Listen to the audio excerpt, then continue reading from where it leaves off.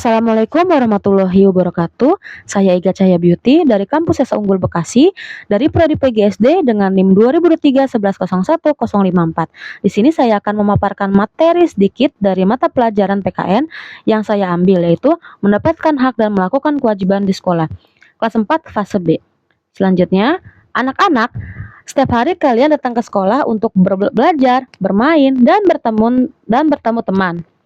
Nah, di sekolah, kalian tidak hanya punya hak yang boleh kalian dapatkan, tetapi juga punya kewajiban yang harus kalian lakukan. Hak dan kewajiban ini harus berjalan bersama.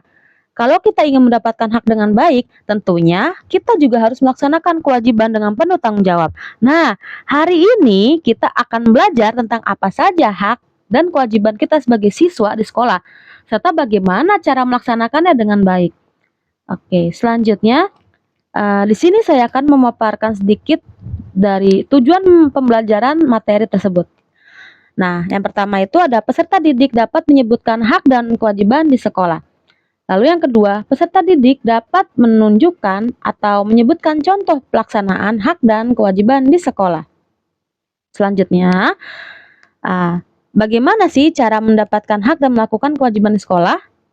Nah, caranya itu di lingkungan sekolah, setiap siswa memiliki hak yang perlu didapatkan serta kewajiban yang harus dilakukan. Hak dan kewajiban tidak bisa dipisahkan karena keduanya saling berkaitan satu sama lain. Jika siswa melaksanakan kewajibannya dengan baik, maka siswa akan mendapatkan haknya dengan layak dan adil. Selanjutnya, ada pengertian hak. Apa sih hak itu?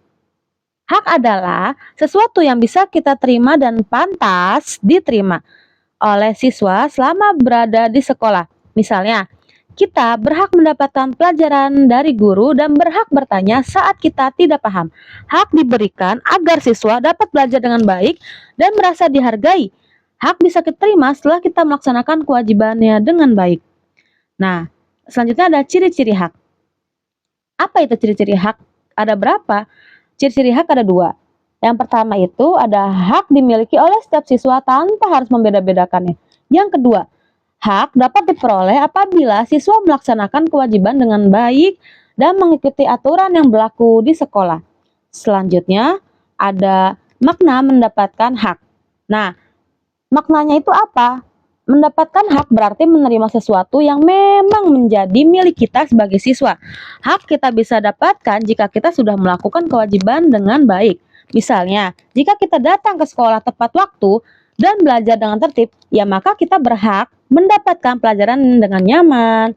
Nah, mendapatkan hak juga berarti kita tidak boleh meminta hak tanpa mau melakukan kewajiban. Jika kita ingin menggunakan hak dengan baik, kita harus berlebih dahulu bersikap disiplin, patuh pada aturan, dan bertanggung jawab di sekolah. Selanjutnya, ada menunjukkan cara mendapatkan hak di sekolah. Caranya itu ada 2. Yang pertama, siswa dapat menunjukkan cara mendapatkan dengan bersikap tertib saat pembelajaran berlangsung. Yang kedua, siswa dapat menggunakan haknya untuk bertanya setelah memperhatikan penjelasan dari guru. Selanjutnya, ada contoh mendapatkan hak di sekolah. Ada 3 contoh mendapatkan hak di sekolah. Yang pertama, ada siswa mendapatkan hak belajar dengan nyaman setelah datang tepat waktu dan mengikuti pelajaran dengan tertib. Yang kedua, siswa mendapatkan hak bertanya kepada guru setelah mendengarkan penjelasan dengan baik. Yang ketiga, siswa juga mendapatkan hak menggunakan fasilitas sekolah setelah menjaga dan merawat fasilitas tersebut dengan benar. Nah, untuk pembahasan hak sudah clear.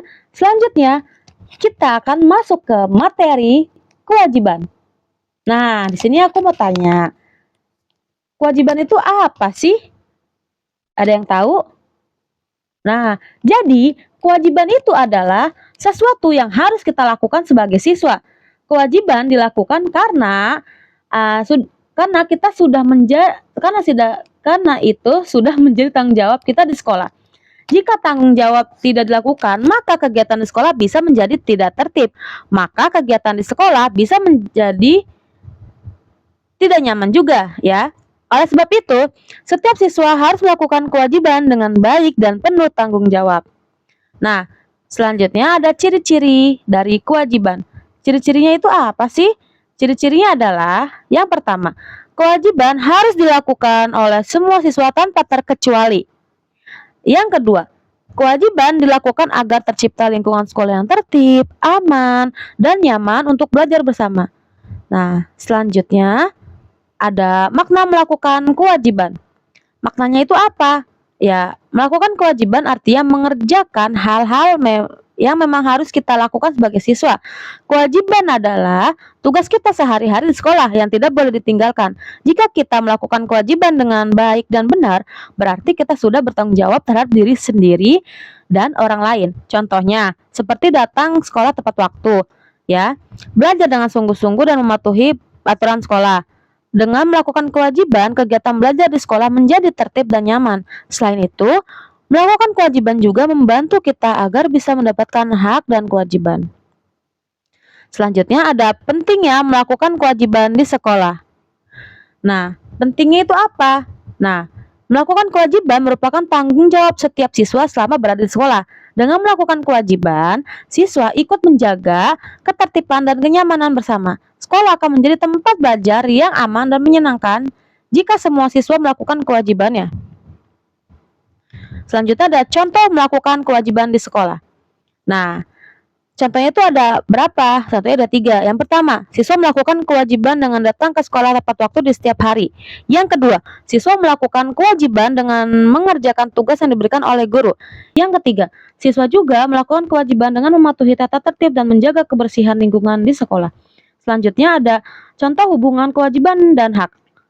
Contoh hubungannya adalah jika siswa melakukan kewajiban belajar dengan sungguh-sungguh, maka siswa mendapatkan hak berupa ilmu pengetahuan dengan nilai yang baik.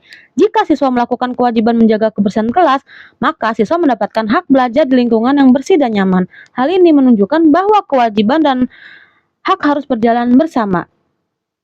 Selanjutnya ada menunjukkan cara melakukan kewajiban di sekolah. Caranya itu gimana? Yang pertama, siswa dapat menunjukkan cara melakukan kewajiban dengan mematuhi peraturan sekolah. Yang kedua, siswa menunjukkan kewajiban dengan bersikap sopan kepada guru dan teman. Yang ketiga, melaksanakan piket kelas juga merupakan contoh nyata melakukan kewajiban di sekolah. Selanjutnya ada dampak melakukan dan tidak melakukan kewajiban. Dampak itu apa? Nah, jika siswa melakukan kewajiban, suasana sekolah menjadi tertib, aman, dan nyaman. Sebaliknya, jika kewajiban tidak dilakukan, maka hak kita tidak dapat diperoleh dengan baik. Hal tersebut dapat menimbulkan masalah dan mengganggu kegiatan belajar di sekolah. Nah, jadi kesimpulannya adalah setiap siswa memiliki kewajiban yang harus dilakukan dan hak yang dapat didapatkan di sekolah. Hak dan kewajiban harus dijalankan secara seimbang dan penuh tanggung jawab. Siswa yang baik adalah siswa yang melakukan kewajibannya dengan sungguh-sungguh sehingga dapat mendapatkan haknya dengan baik. Baik, segitu saja pemaparan materi dari saya tentang mendapatkan hak dan melakukan kewajiban di sekolah. Kurang lebihnya mohon maaf. Wassalamualaikum warahmatullahi wabarakatuh. Sampai jumpa.